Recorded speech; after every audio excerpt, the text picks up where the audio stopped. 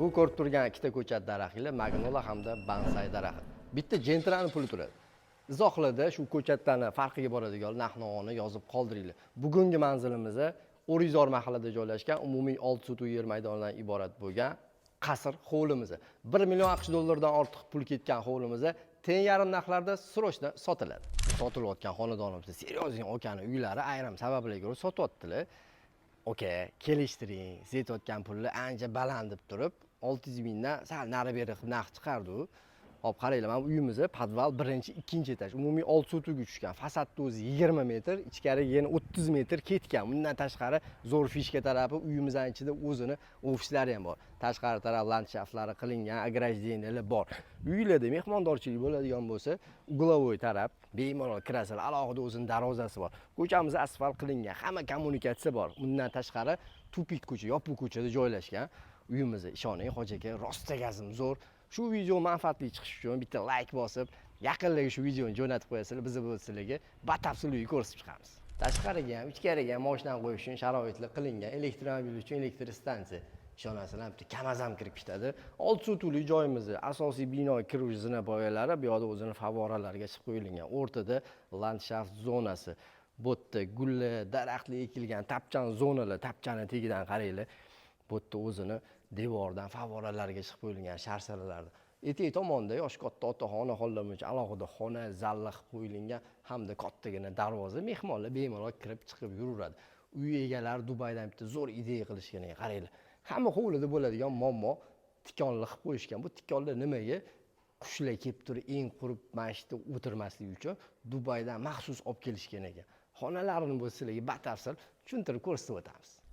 Asosiy binoga kirdi, qaranglar. Ikkinchi qavat ko'tarilsa bo'ladi, bu yerdan podvalga tushsanglar bo'ladi. Zina ushagichlari, zinani o'zi, bundan tashqari 3 metrlik eshiklar hammasi yong'oq materiali. O'ng tomondan boshlaymiz. Birinchi xonamizdan ko'radigan bo'lsanglar, spalniya xonamiz 5 ga 5 o'lchamda. Uni oldida bo'lsa, alohida o'zining garderobi joylashgan. Ikkinchi xonamiz 6,5 ga 8 o'lchamli zal. Bemalol 20-25 ta odamni kutib olish uchun sharoitlari qilib o'tilgan. Birinchi qavat uchun mo'ljallangan sanuzil qismi. Bu sanuzilga alohida e'tibor berasizlar. Hamma aksessuarlari, kafillargacha Italiya mahsuloti. 3-xonamizda bo'lsa mini zal, shu yerda o'zi TV zonalar qilib qo'yilgan, miyaqki zonalarigacha. Birinchi qavat uchun mo'ljallangan alohida o'zini oshxona qismi, har kungi nonushtaga o'tiradigan joy hamda oshxona mebel texnikalari ko'rsatib o'tilgan. Xo'p, podvalga bitta tushamiz, barcha sharoitini bo'lsa ko'rsatib o'tamiz. Podval o'zida bitta hayot alohida. Tushdinglar, miyaqki zona. Qaranglar. Basseynga o'tsanglar bo'ladi. Basseyn mozaikalari hamma narsa tayyor. Uni oldida bo'lsa o'zini saunalarigacha bor. Ishlab turibdi, tayyor holatda. Oldida sport zal, barcha aksessuarlar bo'lsa to'liq qo'yib o'tilgan. Alohida podval uchun garderob xonasi, bundan tashqari bilyard xonani bitta ko'ringlar. Naturalniy travertin toshlar, bilyardni o'zi bo'lsa originali. Bu yoqdan bo'lsa alohida bilyardni joyi, eshiklarigacha bu yerdan dushvoy kabinalariga chiqib qo'yilgan. O'rtoqlar bilan kelib turib bemalol bilyard o'ynasanglar bo'ladi. Yana bitta qiziq ma'lumot ko'rib turgan daraxtlar, ya'ni yog'ochlar, pol Venetsiyadan olib kelingan bir necha asr davomida suvni tagida turadigan daraxtdan original mahsulot. Koridor qismidan yuradigan bo'lsanglar, kattagina garderob podvalda o'zida joylashgan. Ikkinchi qavatga ko'tarildi, zo'r fishkasini videoning oxirida ko'rsataman. Qaranglar, chiqdi. Namoz o'qish uchun kichkinagina zo'r joy qilib qo'yilgan, nasib qilsin hammamizga.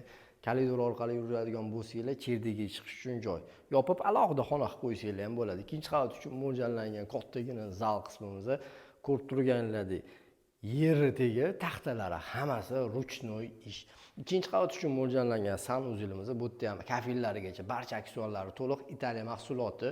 Qiz bola farzandlar uchun mo'ljallangan yotoqxonamiz kattagina, kengina, mebellarigacha Italiyadan olib kelingan. Qiz bola, o'g'il bola farzandlaringizdan dars qilish uchun alohida bitta xonasi, mebellari tayyor holatda, barchasi qoladi. Ko'rib turganingizlar, menga yoqqan tarafi mana ko'rib turgan spalniyalar. Nimasi zo'r? Bu spalniyaning ichida o'zini ofisi bor. Qaranglar, spalniyada turibmiz, spalniyadan ofisga kiramiz. Ofisda o'zini alohida o'tirish uchun kabinet stullari, bu yoqda mehmonlar kelib qoladigan bo'lsa, mehmonlar bilan bemalol kofeni ichib, shu yerda o'zida ishinglarni gaplashib o'tirsanglar bo'ladi. Sharoitlari hammasi bomba qilingan. Asosiy bino orqali chiqdi. Hop, binoni ichidan kirsanglar bo'ladi podvalga, hamda tashqari tarafdan u yoqdan tushgan zinamiz orqali podvalga ikkita tarafidan chiqsanglar bo'ladi. Etek tomonda uy egalari o'zini ota-onalari uchun alohida bino tushirishgan. Ya'ni bu yerda nima bor? Kattagina oshxona, mebel texnika jihozlari qilingan.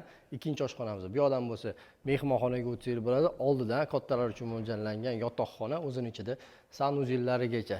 Mashina turish uchun alohida ikkinchi darvoza orqali kirasizlar. Bu yoqdan bo'lsa, uglovoydagi uyimizning ikkinchi darvozasidan chiqasizlar. Ko'ryapsizlar, kattagina kengina mashinalar ham bemalol 6 tezasi ketadi. O'sha binoyimizning 30 metrlik fasad qismi. Pastda bo'lsa har doimgidek joyiga raqamini qoldiramiz. Uy bozor Plus kanali nomidan murojaat qilib baraka qilasizlar.